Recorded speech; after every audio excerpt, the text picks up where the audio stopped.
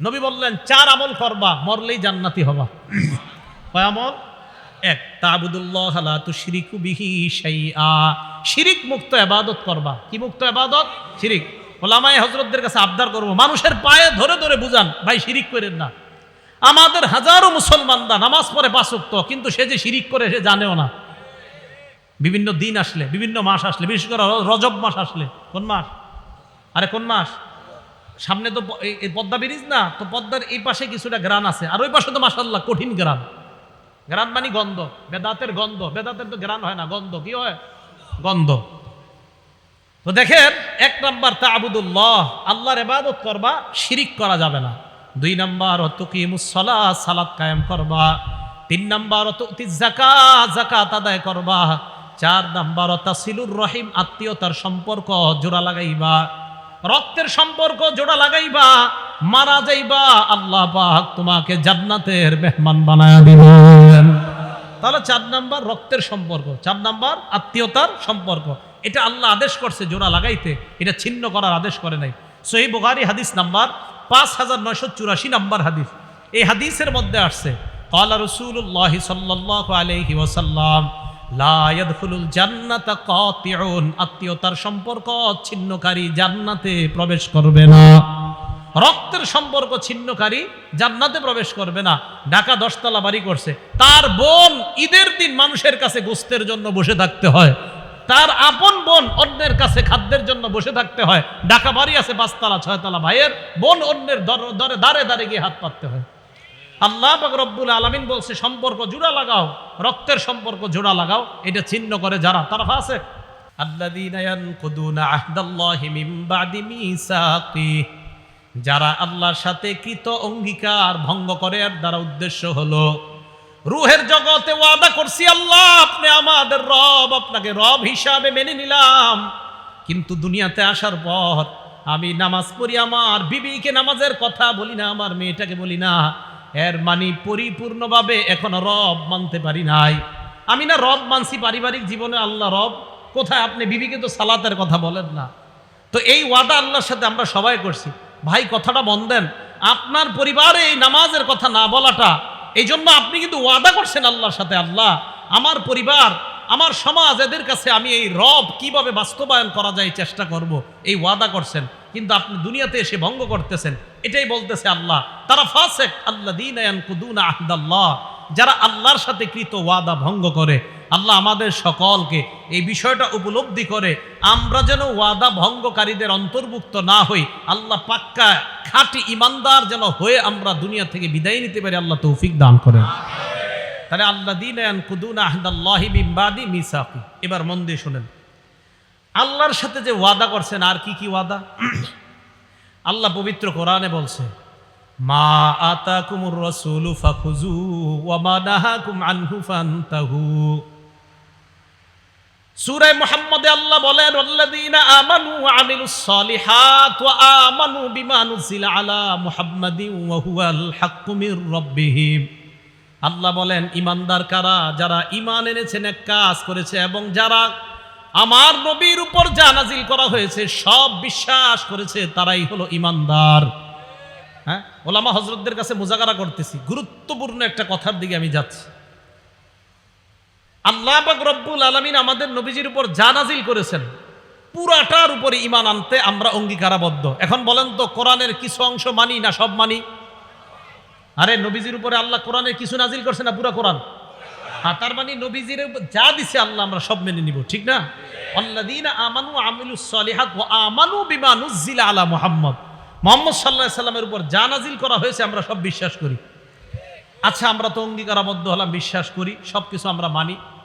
যদি বলেন যে না হুজুর আমি কিছু মানি কিছু মানি না, তা আপনি তো ঈমানদার না। আল্লাহ বলেন, আফাতুমিনুনা বিবাদিল কিতাব ওয়া তাকফুরুনা বিবাদ। তুমি কোরআনের কিছু অংশ মানো আর কিছু অংশ মানো না, এইটা তো ঈমানদারের পরিচয় না। এখন আসেন, তাহলে আমাদের নবীজিকে আল্লাহ পুরা কোরআন দিলেন, এই পুরা কোরআন বিশ্বাসে আমরা অঙ্গীকারাবদ্ধ, ঠিক তো? এখন আল্লাহ কি বলে সূরা হাশরে দেখেন, মা আতাকুমুর রাসূলু ফাখুযু ওয়া মা নাহাকুম আনহু ফান্তাহু। নবী তোমাদেরকে যা দিয়েছেন তোমরা গ্রহণ করো। তাহলে নবী যা দিয়েছে গ্রহণ করবেন? এই জি আসতে হয়েছে। নবী যা দিয়েছে গ্রহণ করে, হুকুম কার? আবার বলছি, নবী যা দিয়েছেন এটা গ্রহণ করো, হুকুমটা কার? তাহলে নবী যা দিয়েছে আমাদেরকে আমরা গ্রহণ করব তো। ওয়াবানাহাকুম আনহু ফান্তাহু, নবী যা থেকে নিষেধ করেছেন তা থেকে তোমরা বিরত থাকো। আমাদের নবী আমাদেরকে যা দিয়েছেন আমরা গ্রহণ করার ওয়াদা করলাম, যা থেকে নিষেধ করেছেন তা থেকে বিরত থাকার ওয়াদা করলাম।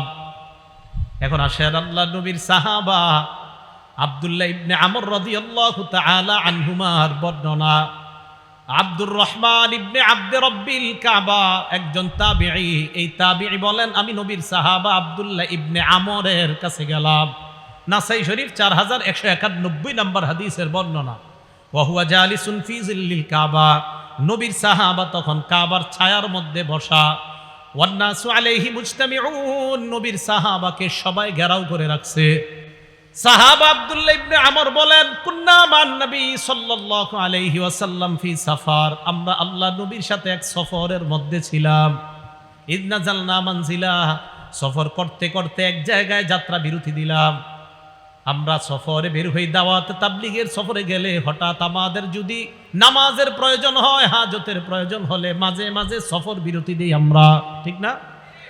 সাহাবারা সফর বিরতি দিলেন, নবীজি সফর বিরতি দিলেন। একটু মন দিয়ে শুনতে হবে এই জায়গাটা। তো নবীজির সাহাবা আব্দুল্লাহ ইবনে আমর বলেন আমরা সাহাবাদের মাঝে 3টে গ্রুপ হয়ে গেছে যাত্রা বিরতি দেওয়ার পর। মনে করেন আপনারা সবাই একসাথে এখানে আসছেন, তো পথিমধ্যে এক জায়গায় বললেন এই দাঁড়া, এই জায়গায় জোহর নামাজটা পড়ি। তো নামাজ পড়তে গিয়ে কেউ গেছেন ইস্তেনজায়, কেউ গেছেন ওযু করতে, কেউ গেছেন মসজিদে, এরকম হতে পারে। তো সাহাবারা বলেন আমাদের মাঝে 3টা দল হয়ে গেছে। এক নাম্বার ফামিন্না মাইয়াদরিবু খিবাআ, একদল তাবু টানাইতেছে, তাবুর ছায়ায় বিশ্রাম নিবে। ওয়ামিন্না মাইয়ানতাদিলু, আরেক দল তীর প্রতিযোগিতা করতেছে, তীরের প্রতিযোগিতা এটা করতেছে আরেক দল। ওয়ামিন্না মান হুয়া ফি জাশরাতিহি, আরেক দল তার প্রাণীগুলাকে পানি পান করায়। সফর করছে যে প্রাণী দিয়া এগুলারে ঘাস খাওয়াইতেছে, পানি পান করাইতেছে। ইতিমধ্যে নামাজের সময় হয়ে গেছে। ইজনাদা মুনাদি রাসূলিল্লাহি সাল্লাল্লাহু আলাইহি ওয়াসাল্লাম আস-সালাতু জামিআ, একজন ঘোষণাকারী এসে ঘোষণা দিলেন ও সাহাবারা নামাজের সময় হয়ে গেছে, সবাই নামাজে আসো। দেখেন কি হয়, ফাস্তাবানা আলাইহি, আমরা সবাই নবীজির সামনে গেলাম নামাজ পড়তে। ফাকামা ফিনা রাসূলুল্লাহি সাল্লাল্লাহু আলাইহি ওয়াসাল্লাম ফাখাতাবা, আল্লাহর নবী আমাদের সামনে দাঁড়াইলেন, দাঁড়িয়ে একটা ভাষণ দিলেন। নামাজের কাতারে আমরা দাঁড়াইলাম, নবীজি আমাদের সামনে দাঁড়ায় একটা ভাষণ দিলেন। ভাষণের মধ্যে নবীজি বললেন শোনো তোমরা, ইন্নাহু লাম তাকুন নাবিয়্যুন, আমার পূর্বে যত নবী দুনিয়ার মধ্যে আসছে আমি সহ সমস্ত নবীর মৌলিক 2টা দায়িত্ব। বলেন কয়টা? সূরা হাশরে আল্লাহ বলছে নবী যা দিয়েছে তা গ্রহণ করবা, আমরা সবাই ওয়াদা করছি সব গ্রহণ করব। এই হাদিসে নবীজি বলতেছেন আমি সহ যত নবী আসছে সব নবীর মৌলিক কয় দায়িত্ব? 2 দায়িত্ব। নবীজি বলেন লাম তাকুন নাবিয়্যুন, যত নবী দুনিয়ার মধ্যে আসছে ইল্লা কানা হাক্কান আলাইহি আইয়াদুল্লা উম্মাতাহু আলা মা ইয়ালামুহু খায়রান লাহুম, সমস্ত নবীর 1 নাম্বার দায়িত্ব উম্মতকে যা কল্যাণকর ওই কল্যাণকর বিষয়ে উম্মতকে জানায়া দেওয়া। 2 নাম্বার ওয়া ইউনজিরু কওমাহু আলা মা ইয়ালামুহু শাররান লাহুম, উম্মতের জন্য যেটা অকল্যাণকর ওই অকল্যাণকর বিষয় থেকে উম্মতকে সতর্ক করে দেওয়া। প্রত্যেকটা নবীর মৌলিক 2টা দায়িত্ব। কল্যাণকর বিষয়ে নবী আমাদেরকে বলে দিয়েছেন, অকল্যাণকর বিষয়ে আমাদেরকে সতর্ক করছেন। আসেন আবার সূরা হাশরে নবী যা দিয়েছেন তা গ্রহণ করো, ওয়াদা করছি আমরা আমাদেরকে যত কল্যাণকর আমাদের নবীজি দিবে এটা আমরা গ্রহণ করব, আর যত ভীতিকর জিনিস থেকে সতর্ক করবে ওই ভীতিকর পরিস্থিতি যেন পড়তে না হয় ওই জাতীয় কর্মকাণ্ড থেকে বেঁচে থাকবো, ওয়াদা করতেছি, ঠিক না ইনশাল্লাহ? তাহলে নবীজি সাল্লাল্লাহু আলাইহি সাল্লাম দেখেন তো এবার কি করে। নবীজি সাল্লাল্লাহু আলাইহি সাল্লাম সহিহ বুখারী হাদিস নাম্বার 7281 নম্বর হাদিস। প্রথমে ওই জায়গায় জানলাম যা কল্যাণকর এটা জানা, অকল্যাণকর জিনিস থেকে সতর্ক করা। এবার কল্যাণ কোনটা আর অকল্যাণ কোনটা একটু জেনে নিই।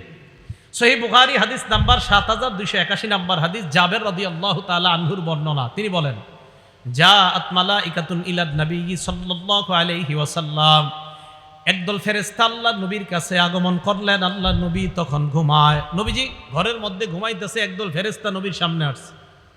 এখন আপনাদের প্রশ্ন, হুজুর নবীজি ঘুমাইলে আমরা এই হাদিস জানলাম কেমনে? নবী তো ঘুমাই রইছে, তো ফেরেশতা যে আসছে নবী এই কথা আম করে কেমনে জানাইলেন? পুরো হাদিস শুনলে বুঝতে পারবেন। নবী তো ঘুমায় রয়েছে, তাও আবার যেন যেন কিতাব না, বুখারী শরীফের বর্ণনা। রাসূল সাল্লাল্লাহু আলাইহি সাল্লাম ঘুমিয়ে আছে, ফেরেশতারা আসছে। এক ফেরেশতা বলতেছে ইন্নাহু নাঈম, উনি তো ঘুমায়। আরেক ফেরেশতা কয় ইন্নাল আইনা নাঈমা ওয়াল কলবা ইয়াকযান, ওনার চোখ ঘুমায়, অন্তর ঘুমায় না। ওনার চোখ ঘুমায়, তাহলে বুঝাইছে হাদিস কিভাবে জানছি আমরা, ওনার তো অন্তর ঘুমায় না, চোখ ঘুমায়। এই জন্য যদি কেউ আজকে সকালে কোন একটা কিতাবের মধ্যে পড়েন নবীজি সাল্লাল্লাহু আলাইহি সাল্লাম ঘুম থেকে উঠাই অজু ছাড়া নামাজ পড়ছে, আমিও পড়বো, এটা পাবেন হাদিসে, সহিহ হাদিসের মধ্যে পাবেন যে নবী সাল্লাল্লাহু আলাইহি সাল্লাম ঘুম থেকে উঠছে, উঠা অজু ছাড়া নামাজ পড়ছে, এটা সহিহ হাদিসে পাবেন। এখন কেউ এই সহিহ হাদিসটা পাওয়ার পরে চিন্তা করলেন আজ কি ইমাম সাহেবের ধর্ম দ্বারা, তো শীতকাল, প্রচন্ড শীতকাল, মসজিদে আসছে, আসার পর ইমাম সাহেব আইসা বলতেছে হুজুর শীতকালে অজু তো না করলেও চলে। তো হুজুরকে কেন, আজকে হাদিসে পাইলাম নবীজি সাল্লাল্লাহু আলাইহি সাল্লাম ঘুম থেকে উঠা, লাগবে না, কিচ্ছু লাগবে না, চুপচাপ থাকেন, নবীজি সাল্লাল্লাহু আলাইহি সাল্লাম ঘুম থেকে উঠা অজু ছাড়া নামাজ পড়ছে, তাই শীতকালে একটু অজু না করলে কি হয়? হুজুর কয় এটা আপনি কি বললেন, আমি তো বুখারী শরীফ পড়াই 20 বছর, আপনি আমারে হঠাৎ সেই হাদিস বলে পড়ান, কিন্তু বুঝেন নাই হাদিস, হাদিস বুঝেন নাই। পরে হুজুর বলল বাবা আমি তো হাদিস বুঝছি। কয় কি? আমার ঘুম আর নবীজির ঘুম, আপনার ঘুম আর নবীজির ঘুম এক না। আমি আপনি যখন ঘুমাই আমাদের চোখ ঘুমায়, অন্তর ঘুমায়, নবী যখন ঘুমায় শুধু চোখ ঘুমায়, অন্তর ঘুমায় না। এই জন্য নবীর অজু আছে না নাই ঘুম থেকে উঠলে নবী বুঝতে পারে, কিন্তু আমি আর আপনি যেহেতু ঘুমাইলে আমাদের চোখও ঘুমায়, অন্তর ঘুমায়, তাই আমরা উঠার পর জানি না অজু আছে না নাই, তাই আমাদের অজু করতেই হবে। আর নবী ঘুম থেকে উঠার পর বুঝতে পারে ওনার অজু আছে না নাই, অজু না থাকলে ওনার অজুর প্রয়োজন হয়, আর অজু থাকলে ওনার অজুর প্রয়োজন হয় না। ওই মাসালা আমার আপনার জীবনে ফিট করলে হবে না। চিন্তা করছেন নি হুজুরের গিয়ে ভুল ধরতে চেয়েছিল। রাসূল আকরাম সাল্লাল্লাহু আলাইহি সাল্লাম ঘুমিয়ে আসেন, তো এক ফেরেশতা কয় উনি ঘুমায়, আরেক ফেরেশতা কয় না ওনার চোখ ঘুমায়, অন্তর ঘুমায় না। ফেরেশতারা বললেন ইদরিবু লাহু মাসালা ইন্না লিসাহিবিকুম হাযা মাসালান ফাদরিবু লাহু মাসালা, যেই নবী ঘুমায় তার একটা দৃষ্টান্ত আছে, তার দৃষ্টান্ত তোমরা বর্ণনা দাও।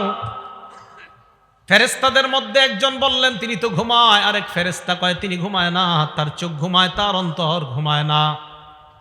এবার তারা দৃষ্টান্তটা বর্ণনা দিয়েছেন, এই দৃষ্টান্তটা সবার মুখস্থ করা লাগবে, আপনারা মুখস্থ করবেন। আগামীকাল চা স্টলে বৈশা গিবত শেখায়ত না কইরা এই দৃষ্টান্ত একজন আরেকজনে বলবেন, পারবেন তো ইনশাআল্লাহ? দাওয়াত ও তাবলীগে যারা গাছতের আদব বলেন, এই আপনি গাছতের আদব এটা বলবেন। দেখেন নবী সাল্লাল্লাহু আলাইহি সাল্লাম কি বলেন, মাসালুহু কামাসালি রাজুল, আল্লাহ নবীর দৃষ্টান্ত হলো এমন এক ব্যক্তির মতো, বানাদারা, যে ব্যক্তি একটা ঘর বানিয়েছেন, ওয়াজালা ফিহা মাদুবা, ঘরের মধ্যে একটা দস্তরখান বিছিয়েছেন, দস্তরখানের মধ্যে সুস্বাদু রং বেরঙের খাবার, ওয়া বাসা দাইয়ান, একজন আহ্বানকারীকে বাহিরে পাঠাইছে, যাও রাস্তাঘাটে যাদেরকে পাইবা তাদেরকে দাওয়াত দেওয়ার বলবা এই ঘরের মধ্যে যারা আসবে তারা সুস্বাদু খাবার খেতে পারবে। ফামান আজাবাদ দাইয়া দাখালাদ দার ওয়া আকালা মিনাল মাদুবা, তো একজন আইসা বলছে ভাইও অমুক ঘরে সুন্দর দস্তরখান আছে, আপনারা আসেন যারা যারা খাবেন। একদল তার কথা সত্য মনে করছে, করার পর ঘরে গেছে, সত্যি সত্যি দস্তরখানের সুস্বাদু খাবার খাইছে। অবাল্লাম ইউজিবিদ্দা ইয়া, আরেক দল তার কথার সাড়া দেয় নাই, ওয়ালাম ইয়াকুলিদ্দার, ঘরের মধ্যেও ঢুকে নাই, ওয়ালাম ইয়াদখুলিদ্দার, ঘরের মধ্যেও প্রবেশ করে নাই, ওয়ালাম ইয়াকুল মিনাল মাদুবা, দস্তরখানের খাবারও খায় নাই। তাহলে যিনি ঘোষণা দিছে তার কথা বিশ্বাস করার ক্ষেত্রে দুই দল, একদল বিশ্বাস করছে, ঘরে গেছে, দস্তরখানের খাবার খাইছে, আরেক দল বিশ্বাস করে নাই, ঘরেও যায় নাই, দস্তরখানের খাবারও খায় নাই। এই কথা ফেরেশতা একদল আরেক দলের সাথে বলা বলি করে, আমার নবী ঘুমায় আছে, তবে নবীর চোখ ঘুমাইতেছে, অন্তর দ্বারা সব উপলব্ধি করতেছে। এই কথা বলার পর ফেরেশতারা বললেন আউযিলুহা লাহু, এটার ব্যাখ্যা দিয়ে দাও, এই যে কথাটা বললাম এটার ব্যাখ্যা দাও। এবার ফেরেশতারা ব্যাখ্যা দিতে লাগলেন, ফাদ্দার আল জান্নাহ, ঘরের দৃষ্টান্ত হলো আল্লাহর জান্নাত, দস্তরখানের দৃষ্টান্ত হলো সুস্বাদু খাবার। জান্নাত যিনি বানিয়েছেন তিনি হলেন আল্লাহ, আল্লাহ জান্নাত বানাইলেন, দস্তরখান বিছাইলেন, একজন আহ্বানকারী পাঠাইলেন। এই আহ্বানকারী অন্য কেউ নয়, এই আহ্বানকারী হলেন যিনি ঘুমিয়ে আছেন, মুহাম্মদ সাল্লাল্লাহু আলাইহি ওয়াসাল্লাম। তাহলে মুহাম্মদ সাল্লাল্লাহু আলাইহি ওয়াসাল্লাম আমাকে আপনাকে ডাকতেছে ওই ঘরের দিকে, ওই দস্তরখানের দিকে। নবীর কথা মানার ক্ষেত্রে আমাদের মধ্যে দুই দল, এক দল কথা বিশ্বাস করে ঘরের মধ্যে যায়, এর মানে যারা নবীর কথা মানবে তারা আল্লাহর জান্নাতের মেহমান। তাহলে তারা জান্নাতের মেহমান হবে। শেষে কি বলে দেখেন, ফামান আতা মুহাম্মাদান সাল্লাল্লাহু আলাইহি ওয়াসাল্লাম, যারা আল্লাহ নবীর কথা মেনে নেয় তারা আল্লাহর অনুসারী হয়ে যায়। ওমান আসা মুহাম্মাদান সাল্লাল্লাহু আলাইহি ওয়াসাল্লাম, যারা নবীর কথা না মানে তারা আল্লাহর নাফরমান বান্দা হয়ে যায়। তাহলে দুইটা, একটা নবীরে মানা আর একটা নাফরমানি করা। বলেন আমরা কোনটা মানবো না নাফরমানি করব? মানবো। কারণ এই যে সূরা হাশরে ওয়াদা করছি নবী যা বলবে তা গ্রহণ করব। ভুলে গেছে? কোরআনে না ওয়াদা করছি যে আল্লাহ বলছে নবীরে যা দিয়েছি তা গ্রহণ করবা। আমি গুরুত্বপূর্ণ একটা কথা বলার জন্য শুধু এগুলো বুঝাইতেছি যে আল্লাহ বলছে আমি যা দিয়েছি নবীরে তা গ্রহণ করো, আর আমরাও নবীর থেকে জানলাম হ্যাঁ নবী আপনি আমাদেরকে যা দিবেন আমরা অঙ্গীকারাবদ্ধ গ্রহণ করব। সাহাবা উবাদা ইবনে সামিত রাদিয়াল্লাহু তাআলা আনহু কি বলেন দেখেন, নাসাই শরীফ হাদিস নাম্বার 4149 নাম্বার হাদিস। তিনি বলেন বায়া'নান নাবিয়্য সাল্লাল্লাহু আলাইহি ওয়াসাল্লাম আলাস সামঈ ওয়াত তাআ, আমরা নবীর হাতে হাত রেখে বায়াত হলাম আলাস সামঈ, নবীর কথা শুনবো, ওয়াত তাআ, নবীর কথা মানবো। বলেন নবীর কথা, নবীর কথা। কেন? সূরা হাশরে ওয়াদা করছি নবী যা বলবে তা গ্রহণ করব। এখন উবাদা ইবনে সামিত বলেন আমরা নবীর কাছে বায়াত হলাম, নবীর কথা শুনবো, নবীর কথা মানবো। কোন ক্ষেত্রে? দেখেন কি বলে, ফিল ইউসরি ওয়াল উসরি, আমার অনুকূলে হলেও নবীর কথা মানবো, আমার প্রতিকূলে হলেও নবীর কথা মানবো। মানে আমার পক্ষে গেলেও মানবো, আমার বিপক্ষে গেলেও মানবো, কারণ কথাটা আমার নবীর। ওয়াল মানশাতি ওয়াল মুকরাহ, মানশাত মানে সুখেও মানবো, মুকরাহ মানে দুঃখেও মানবো। তাহলে সুখের সময় আমার নবীকে মানবো, দুঃখের সময়ও নবীকে মানবো। এরপরে বলতেছে ওয়া আল্লা নুনাজিআল আমর আহলা, যোগ্য মানুষ যদি যোগ্যতার আসনে বসে যায় এটার বিরোধিতা আমরা করব না, এই মর্মে আমরা বায়াত হলাম। আর যদি অযোগ্য ব্যক্তি যোগ্যতার আসনে বসে যায় এটার বিরোধিতা করা ফরজ হয়ে যায়। এটা এই মর্মে বায়াত হয়েছে সাহাবারা। আর কি ওয়ান্নাকুমা বিল হক্কি হাইসু লা নাখাফু ফিল্লাহি লাউমাতা লাইম, হক কথা বলতে কখনো আমরা কাউকে ভয় করব না, এই মর্মে নবীর কাছে আমরা বায়াত হলাম। তাহলে নবীর কাছে আমরা বায়াত হলাম, নবী যা বলবে তা শুনবো এবং মানবো। কেন? সূরা হাশরে আমরা ওয়াদা করলাম, আল্লাহ বলছেন আমার নবীকে যা দিলাম তোমরা তা গ্রহণ করো। এখন নবী আমাদেরকে কি নিষেধ করছে আর কি আদেশ করছে দেখেন তো একটু। নাসাই শরীফ হাদিস নাম্বার 4161 নাম্বার হাদিস। ক্বালা রাসূলুল্লাহ সাল্লাল্লাহু আলাইহি ওয়াসাল্লাম, আল্লাহ নবী বলেন বায়ুইনি আলা আল্লা তুশরিকু বিল্লাহি শাইআ, আমার কাছে তোমরা বায়াত হও তোমরা আল্লাহর সাথে শিরিক করবে না। তাহলে ওই যে আবার কোরআনে বলছে নবী যা বলবে তা মানবো, নবী বলছে শিরিক করা যাবে না, তাহলে শিরিক করা, শিরিক করা। সেজদা কাকে দিতে হয়? যদি মাজারে সেজদা দেওয়া হয় শিরিক। আর শিরিক বলেন মাজারে সেজদা দিলে সেজদা দিতে হয় কাকে? আল্লাহকে। আল্লাহ বলছে শিরিক করো না, নবী বলছে শিরিক করো না, তো নবীর কথা কেন মানবো? আল্লাহ বলছে নবী যা দেয় এটা গ্রহণ করো। তাহলে এক নাম্বার শিরিক করো না, এই মর্মে বায়াত হও, তো আমরা বায়াত হলাম। ওয়ালা তাসরিকু, তোমরা চুরি করবে না, বায়াত হও। ওয়ালা তাজিনু, তোমরা ব্যভিচার করবে না, জিনা করবে না, বায়াত হও। জিনা কারে কয়? মানে আমাদের মাথায় একটা আইসা পড়ে যে জিনা মনে হয় ওইটা, না না, সহিহ বুখারী 6612 6612 নাম্বার হাদিস। ক্বালা রাসূলুল্লাহ সাল্লাল্লাহু আলাইহি ওয়াসাল্লাম ইন্নাল্লাহা কাতাবা আলা ইবনি আদম হাজ্জাহু মিনাজ জিনা আদরাকা যালিকা লা মুহালা, সমস্ত আদম সন্তান আমি আপনি আলেম জাহেল সবাইকে আল্লাহ জিনা নামক পরীক্ষা দ্বারা পরীক্ষা করবেন।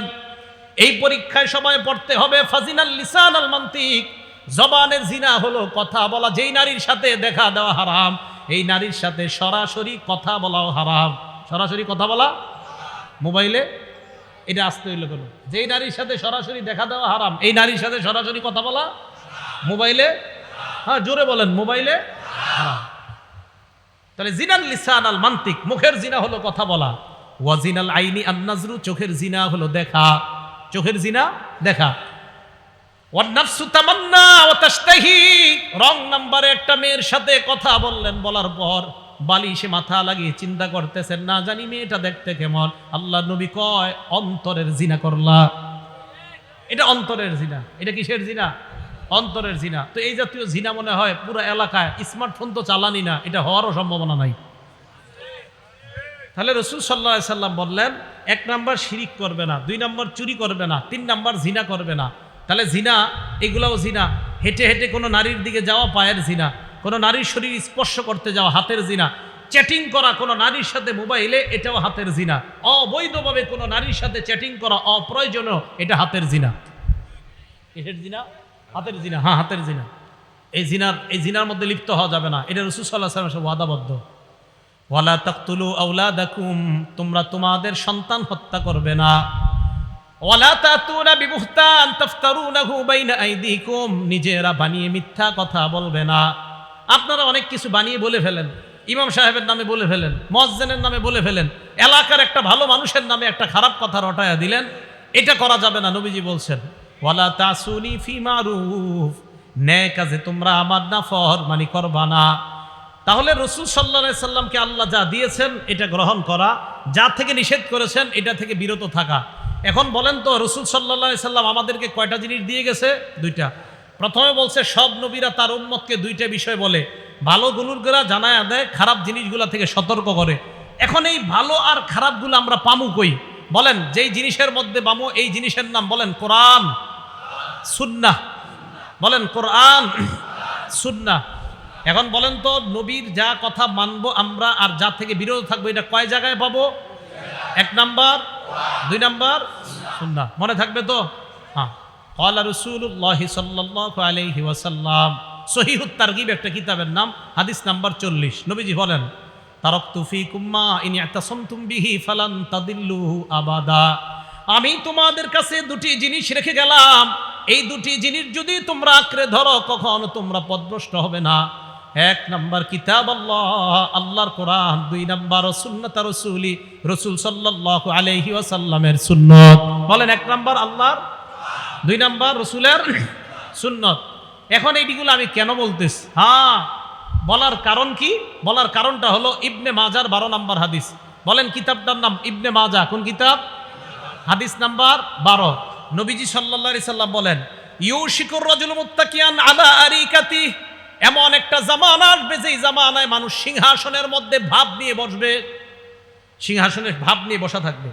ইউহাদ্দাসু বিহাদিসিম মিন্নি, আমার হাদিস তার সামনে পেশ করা হবে। হাদিস পেশ করার পর ওই লোক বলবে বাইনানা ওয়া বাইনাকুম কিতাবুল্লাহ, আমাদের মাঝে আল্লাহর কোরআন থাকতে হাদিসের কি প্রয়োজন? কোরআন থাকতে হাদিসের, এইটা বলার জন্য আমি এতগুলা কথা বলছি। নবীজিকে যা, নবীজি আমাদেরকে যা দিবে আমরা গ্রহণ করবো, ওয়াদা করছি। এখন হাদিস কে দিছে? আরে হাদিস কে দিছে? নবীজি। আমাদেরকে হাদিসগুলা কে দিয়েছেন? নবীজি। তো এই পণ্ডিতের সামনে হাদিস পেশ করলে বলে আমাদের মাঝে কোরআন আছে, কোরআন থাকতে হাদিসের কি প্রয়োজন? আর আমার নবী যখন নাকি বর্তমান জামানায় কেউ বলে কোরআন থাকতে হাদিসের কি প্রয়োজন, এই কথা বলার সাথে সাথে আমি আরিফ বিন হাবিবের ঈমান আরো বেড়ে যায় আমার নবীর কথার সত্যতার প্রতি। কারণ নবী 1500 বছর আগে বলছে, তোমার মতো মূর্খের যে আরিফ আর ঘটবে যে তুমি বলবা কোরআন থাকতে হাদিসের কি প্রয়োজন, তুমি যে এরকম আসবা দুনিয়াতে, এটা নবী 1500 বছর আগে জানায়া দিছে। তাই নবীর কথার প্রতি ঈমান আরো বাইরে গেছে। তো নবীজি বলেন এমন একটা জামানা আসবে যেই জামানায় এইভাবে মানুষ বসা থাকবে, তার সামনে হাদিস পেশ করা হলে সে বলবে কোরআন থাকতে আবার হাদিসের কি প্রয়োজন, এই কথা বলবে। আর কি যুক্তি দিবে? ফামা ওয়াজাদনা ফীহি মিন হারামিন হাররামনা, কোরআনে যেটা হারাম এটাই তো হারাম। ওয়ামা ওয়াজাদনা ফীহি মিন হালালিন ইস্তাহলালনা, কোরআনের হালালকে হারাম হালাল মানলাম। আচ্ছা বলেন তো, আমরা মুসলমানরা কোরআনের হারামকে হারাম মানি কিনা? কোরআনের হালালকে হালাল মানি কিনা? তো ওই লোক যুক্তি দিয়ে আপনারে বুঝাবে কোরআনের হারামকে হারাম মানি, কোরআনের হালালকে হালাল মানি, হাদিসের কি প্রয়োজন, এই যুক্তি আপনাকে দিবে।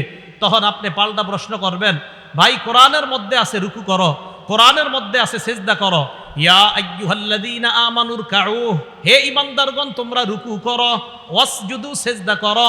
কোরআনের মধ্যে নাই 4 রাকাত যোহর পড়ো, এটা কোরআনে। ফজর 2 রাকাত ফরজ, এটা কোরআনে নাই। আসর 4 রাকাত ফরজ, এটা কোরআনে নাই। মাগরিব 3 রাকাত ফরজ, এটা কোরআনে নাই। এশা 4 রাকাত ফরজ, এটা কোরআনে নাই।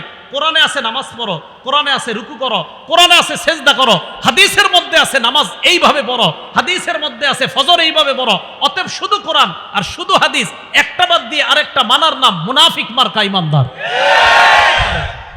তাহলে কোরআন হাদিস একটা বাদ দিয়ে আরেকটা না, উভয়টা। মাশাআল্লাহ, তো বুঝে আসছে। কোরআনে আছে রুকু করো, কিন্তু কিভাবে করবেন এটা কোরআনে নাই। কোরআনে আছে সিজদা করো, কিভাবে সিজদা করবেন এটা কোরআনে নাই, এটা হাদিসে আছে। তাহলে কোরআন হাদিস উভয়টা মানতে হবে। সূরা নিসা আছে ফানকিহু মা তাবা লাকুম মিনান নিসা, নারীদের মধ্য থেকে যাদেরকে পছন্দ হয় তাদেরকে বিয়ে করো, এটা কোরআনে আছে। সূরা নূরের মধ্যে আছে ওয়ানকিহুল আয়ামা, তোমাদের মধ্যে যারা বিবাহের করতে পারে না, যারা এখনো বিবাহ করে নাই, যাদের বিয়ে হয় নাই, নারী পুরুষ, তাদের বিয়ে করায় দাও।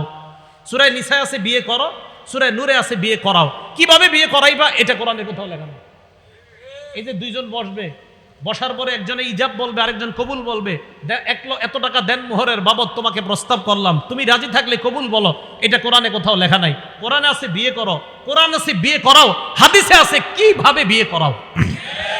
তাহলে কোরআন হাদিস না কোরআন হাদিস দুইটা, এই তো বুঝে আসছে আপনাদের। তাহলে একটা বাদ দিয়ে আরেকটা, তো নবীজি 1500 বছর আগে বলছে একটা দলের আবির্ভাব ঘটবে, তারা বলবে শুধু কোরআন মানলেই চলবে, হাদিস মানার কোনো দরকার নাই। তো রাসূল আকরাম সাল্লাল্লাহু আলাইহি সাল্লামের এই ব্যাপারে আল্লাহ কোরআনে বলছে নবী যা দিয়েছে এটা গ্রহণ করো।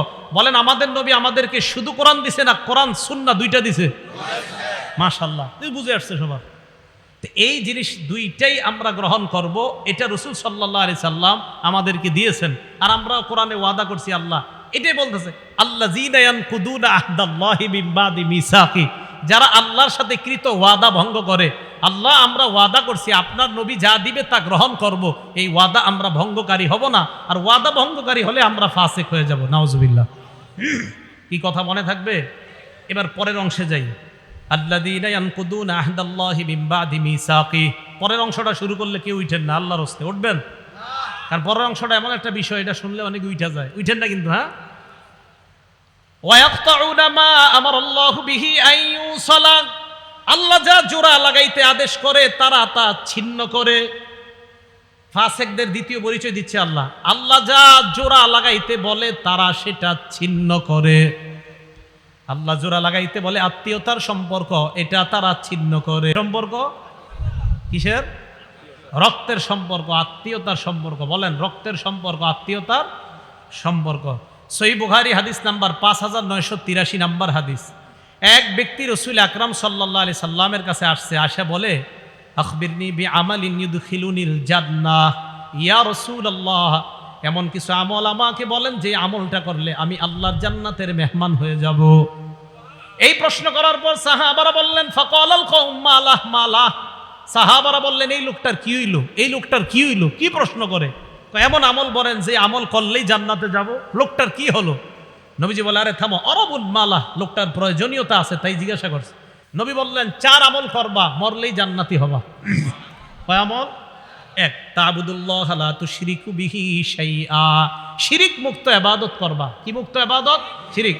ওলামায়ে হযরতদের কাছে আবদার করব, মানুষের পায়ে ধরে ধরে বুঝান ভাই শিরিক করেন না। আমাদের হাজারো মুসলমানরা নামাজ পড়ে 5 ওয়াক্ত, কিন্তু সে যে শিরিক করে সে জানেও না। বিভিন্ন দিন আসলে, বিভিন্ন মাস আসলে, বিশেষ করে রজব মাস আসলে, কোন মাস? আরে কোন মাস? সামনে তো এই পদ্মা ব্রিজ না, তো পদ্মার এই পাশে কিছুটা গ্রান আছে, আর ওই পাশে তো মাশাআল্লাহ কঠিন গ্রান। গ্রান মানে গন্ধ, বেদাতের গন্ধ। বেদাতের তো গ্রান হয় না, গন্ধ। কি হয়? গন্ধ। তো দেখেন 1 নাম্বার তা'বুদুল্লাহ, আল্লাহর ইবাদত করবা, শিরিক করা যাবে না। 2 নাম্বার তুকিমুস সালাত, সালাত কায়েম করবা। 3 নাম্বার তুতিজ যাকাত, যাকাত আদায় করবা। 4 নাম্বার তাসিলুর রহিম, আত্মীয়তার সম্পর্ক জোড়া লাগাইবা, রক্তের সম্পর্ক জোড়া লাগাইবা। মারা যাইবা আল্লাহ পাক তোমাকে জান্নাতের মেহমান বানায়া দিবেন।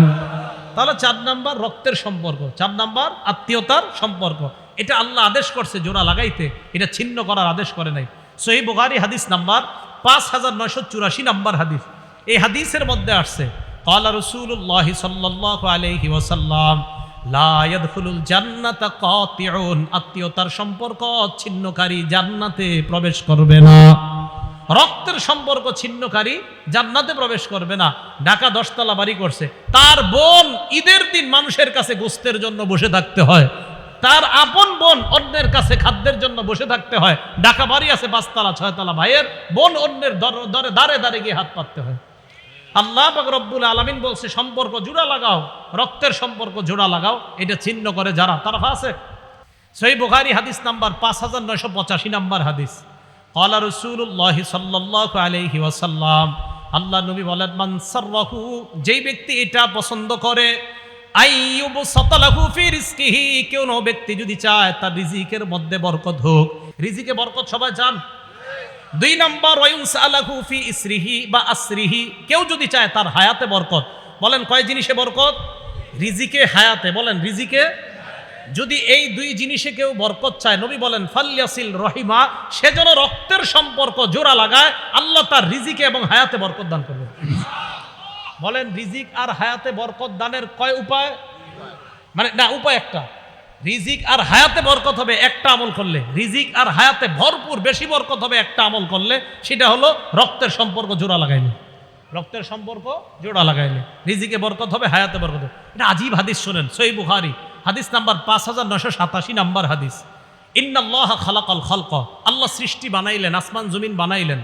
বানানোর পর হাত্তা ইদা ফারাগা মিনাল খালকি, আল্লাহ যখন সৃষ্টি থেকে অবসর হলেন, দেখেন কি কামাতির রহিম, রক্তের সম্পর্কটা আল্লাহর সামনে দাঁড়ায় গেছে। আরে আমি আপনারা কিন্তু সম্পর্কটা এটা কেমনে দাঁড়াইছে আল্লাহ জানে, দাঁড়াইছে। দাঁড়ানোর পর আল্লাহকে বললেন, আল্লাহ হাজা মাকাবুল আইজি বিকা মিনাল কাতিয়া, আল্লাহ রক্তের সম্পর্ক যারা ছিন্ন করে তাদের থেকে পানা চাওয়ার আপনিই তো শ্রেষ্ঠ জায়গা, তাই আমি আপনার সামনে দাঁড়াইলাম। আল্লাহ বললেন, আমা তারদাইনা আন আসিলামান ওয়াসালাক, তুমি কি সন্তুষ্ট না যারা তোমাকে রক্ষা করবে? আমি ওয়াদা করলাম, আমি আল্লাহ তাদেরকে রক্ষা করার ওয়াদা করলাম। রক্তের সম্পর্ককে আল্লাহ বললেন, ভাই ভাইকে যদি সম্পর্ক রক্ষা করে, ভাই বোনের সম্পর্ক যদি রক্ষা হয়, রক্ত আর আত্মীয়তার বন্ধন যদি রক্ষা হয়, আমি আল্লাহ ওই ব্যক্তিকে রক্ষা করব। এরপরেরটা কি কইছে? ওয়া আকতা মান কাতাআক, তোমাকে যারা ছিন্ন করবে আমি আল্লাহ তাকে ছিন্ন করব। আত্মীয়তার সম্পর্ক যে ছিন্ন করবে আমি তাকে ছিন্ন করব। আল্লাহ আমাদের সকলকে আত্মীয়তার সম্পর্ক জোড়া লাগানোর তৌফিক দান করেন। অনেকে প্রশ্ন করে, হুজুর আমার আত্মীয় যদি আমার সাথে খারাপ ব্যবহার করে আমি কি করব? করে না? জবাব আসতেছে, আগে শুনেন। সহিহ বুখারী হাদিস নাম্বার 5990 নাম্বার হাদিস।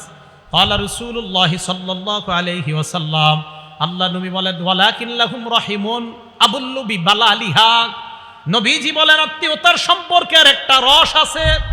আত্মীয়তার সম্পর্কের যে রস, এই রসের মাধ্যমে আত্মীয়তার সম্পর্ককে আমি প্রাণবন্ত করে রাখি, সজীব করে রাখি। রক্তের সম্পর্ককে আমি সজীব করে রাখি, প্রাণবন্ত করে রাখি সবসময়। এবার প্রশ্নের উত্তর নেন। যারা বলেন, হুজুর আমার বোন তো আমার সাথে কথা বলে না, আমার ভাই আমার সাথে কথা বলে না, আসেনি এই অভিযোগ। হ্যাঁ, এখন তাদের অভিযোগের জবাব নবীজি দিয়ে দিছে, আমি কি দিব? সহিহ বুখারী হাদিস নাম্বার 5991 নাম্বার হাদিস। ক্বালা রাসূলুল্লাহ সাল্লাল্লাহু আলাইহি ওয়াসাল্লাম, আল্লাহ নবী বলেন, লাইসাল ওয়াসিলু বিল মুকাফি, কয় শুধুমাত্র আমি আমার ভাইয়ের সাথে সম্পর্ক জোড়া লাগাইলাম এটার নামে আত্মীয়তার সম্পর্ক রক্ষাকারী এমন না, এটা তো আত্মীয়তার সম্পর্ক রক্ষা হচ্ছেই। নবীজি বলেন প্রকৃত আত্মীয়তার সম্পর্ক রক্ষাকারী ওই ব্যক্তি, ওয়ালাকিনিল ওয়াসিলুল্লাযী ইযা কুতিআত রাহিমুহু ওয়াসালাহা, নবী বলেন প্রকৃত আত্মীয়তার সম্পর্ক রক্ষাকারী ওই ব্যক্তি, যখন আত্মীয়তার সম্পর্ক কেউ ছিন্ন করে ওই ব্যক্তি আগে বেড়ে সেটাকে রক্ষা করে। আপনার বোন আপনার সাথে কথা বলে না, বাস না বলুক, আপনি আত্মীয়তার সম্পর্ক রক্ষা করেন। আমি আপনাদেরকে একটা বাংলা বলে যাই, আপনি দেখবেন আপনার ভাইয়েরা বোনেরা আপনারে ঠকাইতেছে, আপনি বুঝতেছেন, এরপরেও আপনি তাদের সাথে সুন্দর সম্পর্ক রাখতেছেন কেন? যে নবী বলছে আত্মীয়তার সম্পর্ক ঠিক রাখতে।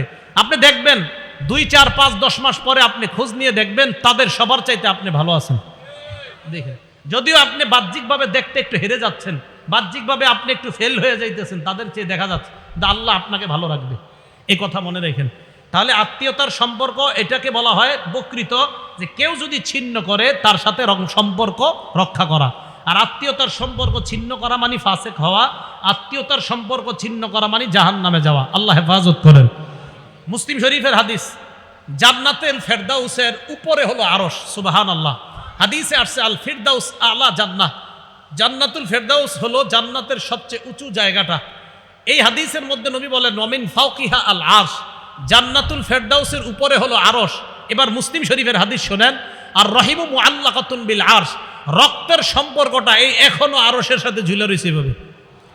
এইভাবে ঝুলে ঝুলে রক্তের সম্পর্ক আর আত্মীয়তার সম্পর্ক বলতে থাকে, মান ওয়াসালানি ওয়াসালাহুল্লাহ, আমাকে যারা রক্ষা করে আল্লাহ যেন তাদেরকে রক্ষা করে। অমান কতানি কতাহুল্লাহ, রক্তের সম্পর্ক ঝুলে ঝুলে বলে আমাকে যারা ছিন্ন করে আল্লাহ যেন তাদেরকে ছিন্ন করে দেয়। নাউজুবিল্লাহ। রক্তের সম্পর্ক আরশের সাথে ঝুলে ঝুলে বলে, আমাকে যারা রক্ষা করে আল্লাহ যেন তাদেরকে রক্ষা করে, আমাকে যারা ছিন্ন করে আল্লাহ যেন তাদেরকে ছিন্ন করে। আল্লাহ আমাদের সকলকে রক্তের সম্পর্ক রক্ষা করার তৌফিক দান করেন। আবু দাউদ শরীফ হাদিস নাম্বার 4902 নাম্বার হাদিস, নবীজি সাল্লাল্লাহু আলাইহি সাল্লাম বলেন, মামিন আজদারু আইয়ু আজ্জিলাল্লাহু লি সাহিবিহিল উকুবাতা ফিদ দুনিয়া ওয়া মা ইয়াদখিরু লাহু ফিল আখিরাহ মিসলুল বাগী ওয়া কাতিআতির রাহিম। রাসূল সাল্লাল্লাহু আলাইহি সাল্লাম বলেন, কোন অপরাধ এত ভয়ঙ্কর না, রক্তের সম্পর্ক ছিন্ন করা এত ভয়ঙ্কর অপরাধ, আত্মীয়তার সম্পর্ক ছিন্নকারীকে আল্লাহ দুনিয়াতে তো শাস্তি দিবেই, আখিরাতেও যে তার জন্য কি ভয়ঙ্কর শাস্তি আল্লাহ প্রস্তুত করে রাখছে, অন্য কোনো অপরাধের জন্য এত ভয়ঙ্কর শাস্তি রাখছে কিনা নবী বলে আমার জানা নাই। এই অপরাধের জন্য আল্লাহ যেই পরিমাণ শাস্তি আল্লাহ প্রস্তুত করে রাখছে, তাহলে আত্মীয়তার সম্পর্ক ছিন্নকারীকে দুনিয়াতেও শাস্তি দিবে, আখিরাতেও শাস্তি দিবে। আবু দাউদ শরীফের হাদিস, সহিহ বুখারী হাদিস নাম্বার 6138 নাম্বার হাদিস। বলেন আল্লাহরে বিশ্বাস করি কারা কারা?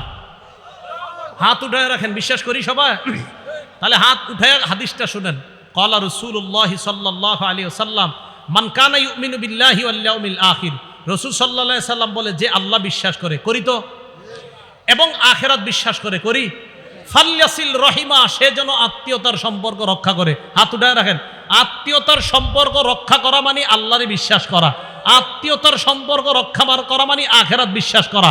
তাহলে আমরা আল্লাহ মানি, আখিরাত মানি, তাহলে রক্তের সম্পর্ক ছিন্ন হয়ে থাকলে তার সাথে রক্তের সম্পর্ক জোড়া। আল্লাহ তৌফিক দান করেন। ভাই কথা বলে না, আপনি আগায় কথা বলবেন। বোন কথা বলে না, আপনি আগায় কথা বলবেন। আপন ভাই ভাইকে 40 বছর একজন আরেকজনের চেহারার দিকে তাকায় না, কত বড় ভয়ঙ্কর কথা। বাবা চাচার সাথে কথা বলে না দেখা ভাতিজাও চাচারে সালাম দেয় না। আরে এটা কেমন কথা? আপনার বাবা আর চাচার মধ্যে একটু দ্বন্দ্ব হয়েছে, এটা ভাই ভাইয়ের অভিমানের ব্যাপার। আপনি ভাতিজা চাচারে দেখলে সালাম না দিয়ে আরেক রাস্তায় কিভাবে যান? এটা কেন? এটা যেন না হয়। ইবনে মাজাহ 3251 নাম্বার হাদিস, রাসূল আকরাম সাল্লাল্লাহু আলাইহি সাল্লাম বলেন, নিরাপদে কারা কারা জান্নাতে যাইতে চাও? নিরাপদে সবাই জান্নাতে যাইতে চাই? রাসূল আকরাম সাল্লাল্লাহু আলাইহি সাল্লাম বলেন, নিরাপদে যদি জান্নাতে চাইতে চাও কয়েকটা আমল করবা। ইয়া আইয়ুহান নাস আফশুস সালাম, হে মানুষ তোমরা সালাম দাও। ওয়া আতিমুত তাআম, তোমরা খাবার খাওয়াও। ওয়া সিলুল আরহাম, রক্তের সম্পর্ক রক্ষা করো। ওয়া সাল্লু বিল লাইলি ওয়ান নাসু নিয়াম, রাতের বেলা মানুষ যখন ঘুমায় তখন তাহাজ্জুদের নামাজ পড়ো। তাদখুলুল জান্নাতা বিসালাম, মরো আর নিরাপদে জান্নাতে প্রবেশ করো। সালাম দাও, 2 নাম্বার খাবার খাওয়াও, 3 নাম্বার আত্মীয়তার সম্পর্ক রক্ষা করো, 4 নাম্বার রাতের বেলা তাহাজ্জুদের সালাত পড়ো, নিরাপদে জান্নাতে প্রবেশ করো। কথা কি বুঝে আসছে সবার? তাহলে ফাসেক কারা? আল্লাযীনা ইয়ানকুদুনা আহদাল্লাহ, যারা আল্লাহর সাথে কৃত অঙ্গীকার ওয়াদাকে যারা ভঙ্গ করে। আর আল্লাহর ওয়াদা কি কি, এই ব্যাপারে আমরা নবীজির বিস্তর অনেকগুলো আলোচনা করলাম। এরপরে ওয়ায়াকতাউনা মা আমারাল্লাহু বিহি আইয়ুসালা, আল্লাহ যা জোড়া লাগাইতে বলে এটা যারা ছিন্ন করে। 3 নাম্বার ওয়ায়ুফসিদুনা ফিল আরদ, যারা জমিনে ফাসাদ সৃষ্টি করে, শান্তির পরিবর্তে যারা অশান্তি সৃষ্টি করে, তাদেরকে আল্লাহ ফাসেক বললেন। শেষে আল্লাহ বলেন, উলাইকা হুমুল খাসিরুন, তারা হলো ক্ষতিগ্রস্ত। ভাই আপনাদের কাছে হাত জোর করে আবদার, আমি আপনি মরার সময় আমার আপনার নামের পিছনে যেন ক্ষতিগ্রস্ত শব্দটা লেখা না হয়, আমার আপনার নামের পাশে যেন সফল ইমানদার লেখা হয়ে যায়। আজকে এই মুহূর্ত থেকে চেষ্টা করা, আল্লাহ সফল মুমিন বানায়া কবরে যাওয়ার সময়ও সফল মুমিন ঘোষণা করে আমার মৃত্যুটা দিয়ে আপনি আমাকে কবরে নিয়েন, এই দোয়া আল্লাহর কাছে করা। আল্লাহ পাক রব্বুল আলামিন আমাদের সকলকে সূরা বাকারার এই আয়াতের যে শিক্ষা, 1 নাম্বার আল্লাহর ওয়াদা ভঙ্গ না করা, 2 নাম্বার রক্তের সম্পর্ক ছিন্ন না করা, 3 নাম্বার পৃথিবীতে অশান্তি সৃষ্টি না করা, এই অপরাধগুলো থেকে যেন বেঁচে থাকতে পারি, আল্লাহ তৌফিক দান করেন। আমিন। ওয়া আখিরু দাওয়ানা আনিল হামদুলিল্লাহি রাব্বিল আলামিন।